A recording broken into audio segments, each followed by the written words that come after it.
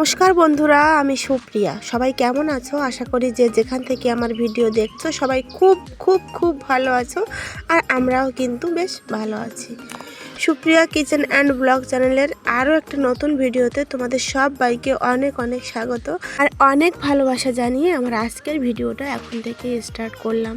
সকাল থেকেই জানো তো আজকে কারেন্ট নেই, রাতে প্রচুর ঝড় বৃষ্টি হয়েছে।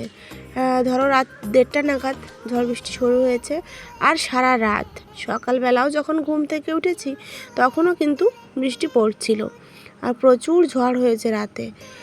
তাই আজকে কারেন্ট নেই। জানি না কি করে তোমাদের সঙ্গে কাজকর্মগুলো শেয়ার করব। তাই যেটুকু পারবো সেটুকুই তোমাদের সঙ্গে শেয়ার করার চেষ্টা করব। আর এই জন্যই কিন্তু ভিডিওটা আজকে অনেকটাই ছোট হয়ে গেছে। যাই হোক, সবাই আমার সঙ্গে থাকো, দেখতে থাকো ভিডিওটা। আশা করি তোমাদের একটু হলেও ভিডিওটা ভালো লাগবে।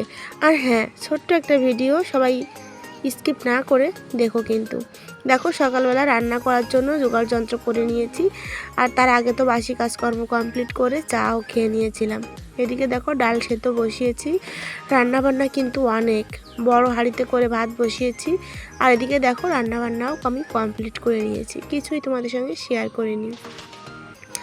5 ফোড়নে দিয়ে পেঁয়াজ দিয়ে করেছি মুসুর ডাল। আর এদিকে দেখো এই যে অনেকে কাউয়া ফল বলে, কাউয়া ফল হয়তো, যাই হোক আমরা তো ক্যাপল বলি।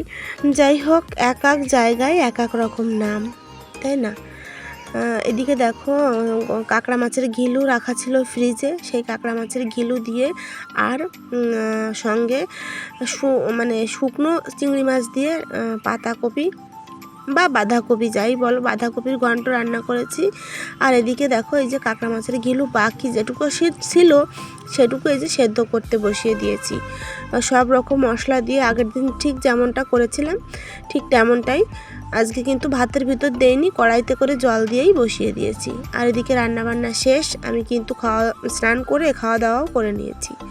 আর তখনই দেখো মেঘ করে আবার অন্ধকার হয়ে এসেছে, মনে হচ্ছে এক্ষুনি আবার বৃষ্টি পড়বে।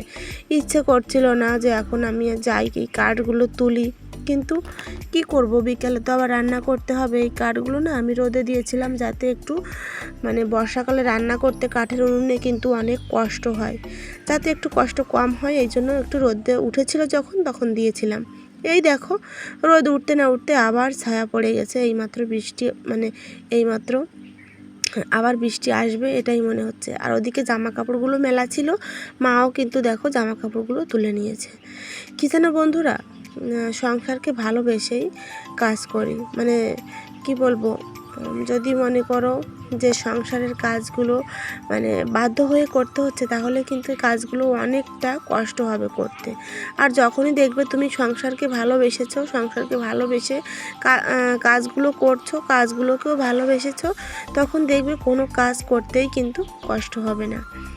দেখো এই যে খাওয়া দাওয়া করেই আমি চলে এসেছি এই যে কাঠগুলো তুলে নিতে। আর এদিকে দেখো সিঁড়ির উপর আমসত্ত্ব দেওয়া আছে, এই আমসত্ত্বগুলোও কিন্তু তুলে নেব। আর এখানে অনেকটা নোংরা পড়েছিল, কাঠগুলো না ঘুনে ধরে গেছে আর কি, এই জন্য কাঠের গুঁড়োগুলো পড়ে যাচ্ছে। তাই জায়গাটা বৃষ্টি হলে তো লেগে যাবে, তোলা যাবে না আর। তাই আমি এই চাতালটাও ঝাড় দিয়ে পরিষ্কার করে দিলাম। তারপরে যে দেখো বাসনপত্রগুলো কলপাড়ে রেখেই আমি কাঠগুলো তুলতে গিয়েছিলাম, কারণ তোমাদের বললাম না এই মাত্রই কিন্তু খাওয়া দাওয়া শেষ করলাম স্নান করে। এই বাসনপত্রগুলো আমি এখন মেজে নিচ্ছি। আমি বাসনপত্রও কিন্তু মাজতে যাইনি, যদি বৃষ্টিটা নেমে যায় তাহলে আমার শুকনা কাঠগুলো ভিজে যাবে, এই কারণে। যাই হোক, চলো তাহলে মা খেলো, আমি খেলাম, রোহান খেলো। আর রোহিতের স্কুল কিন্তু বন্ধ হয়ে গেছে, রোহিত কিন্তু এখন বাড়িতে নেই, জানি না খাওয়া দাওয়া করে কোথায় যেন বন্ধুদের সঙ্গে খেলতে গেল।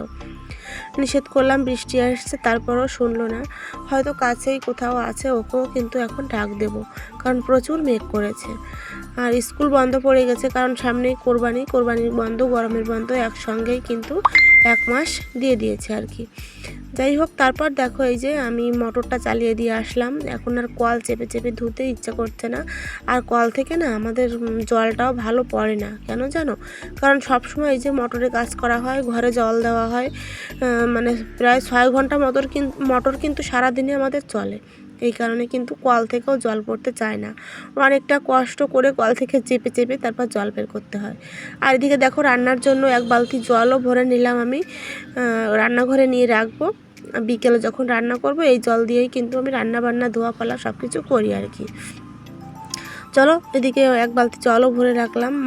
মা যখন কলপাড়ে আসবে কোনো কাজ করতে বা হাত পা ধুতে, মায়েরও কষ্ট হবে না, এই জল দিয়েই করতে পারবে। উনিও কিন্তু, আমি তো পারি না, আর তার থেকে উনিও পারে না, মানে কষ্ট হয়ে যায় আর কি জল চেপে বের করতে। এদিকে দেখো তোমাদের দাদাভাইও বাড়ি চলে এসেছে, বলছে ভাত খাবে আর কি। তোমাদের দাদাভাইকে আমি খেতে দিতে গেলাম, আর এদিকে মা এই চিংড়ি মাছগুলো কেটে নিচ্ছে। এই মাত্র এই চিংড়ি মাছগুলো মানে কিনে নিয়ে আসলো আর কি বাজার থেকে। আমি তোমাদের দাদাভাইকে খেতে দিচ্ছি, আর মা বললো মাছগুলো আমার কাছে দাও, আমি কেটে দেবো। এদিকে আবার মাংস কাটতে হবে, বাজার আজকে আমাদের পাশেই বাজার থেকে নিয়ে এসেছে মাংস, রাতে মাংসটাই রান্না হবে। আর রাতে রান্নাবান্না কিছুই তোমাদের সঙ্গে শেয়ার করিনি, খাওয়া দাওয়াও শেয়ার করিনি, কারণ সন্ধ্যার পর থেকেই কারেন্ট ছিল না। আর এদিকে দেখো এই যে মা মাছগুলো কেটে নিচ্ছে, চলে এসেছে একদম রাতের বেলায়, খাওয়া দাওয়া কমপ্লিট। এই দেখো বন্ধুরা, আজকে সারা দিনে তেমন একটা তোমাদের সঙ্গে ব্লগ শেয়ার করা হয়নি, আর এখন রাতে খাওয়া দাওয়া করে আসলাম এই যে নতুন ঘরে। তোমার দাদাভাই একটা ওই যে বাল্ব লাগিয়েছে, অনেক দিন লাগিয়েছে বাল্বটা। এখানে এসে একটু বসে থাকি, আর দেখো রাতে আজকে মাংস খেয়েছি তো আমি একটু পানও খেয়ে নিয়েছি। আর রাতের বেলায় আমাদের এই আম গাছটাতে দেখো আলো পড়েছে, আর আমগুলো কত সুন্দর লাগছে, তোমাদের ব্যাক ক্যামেরায় একবার দেখাই, কিন্তু ক্যামেরাতে ভালো বোঝা যাচ্ছিল না, এমনিতেই দেখা যাচ্ছিল, ক্যামেরাতে একদমই আসছে না। যাই হোক দেখো এই অনেকক্ষণ এখানে রয়েছি, আর একটু টাইম থাকবো আর কি। রোহান যেতে চাইছে না ঘরে, রোহানকে রাখার জন্যই এখানে নিয়ে আসা, মানে রোহিত পড়ছিল বই, ওকে ডিস্টার্ব করছে শুধু, এই জন্য ওকে নিয়ে আমি নতুন ঘরে চলে আসলাম। তোমার দাদাভাইও আছে, কিন্তু ও তো আর ক্যামেরার সামনে আসে না। যাই হোক এখানে কিছুক্ষণ টাইম থাকবো, তারপর ঘরে গিয়ে শুয়ে পড়বো। আর এখন কিন্তু 10টা বেজে গেছে রাত। ভিডিওটা কেমন লাগলো অবশ্যই কমেন্টে জানিও। দেখা হবে নতুন একটা ভিডিও নিয়ে, ততক্ষণে তোমরা সুস্থ থেকো, ভালো থেকো।